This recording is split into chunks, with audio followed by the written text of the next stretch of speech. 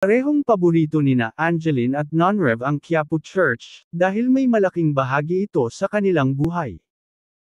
Mga kilalang personalidad ang principal sponsors o ninang at ninong sa Dakinak Quinto Nuptial.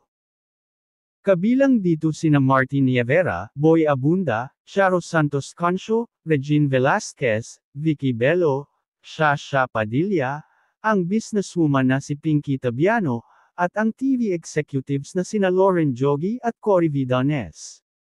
Man of honor si Vice Ganda. Si Sara Geronimo ang flower girl at si Eric Santos ang ring bearer. Nang maglakad na sa gitna si Angeline Quinto, marami ang nakapansin sa kanyang tiyan. Halatang halata raw na malaki ang tiyan ni Angeline. Buntis nga ba ang aktres sa baby number 2 nila ni Nonrev? Well, hintayin natin na si Angeline mismo ang magsasabi.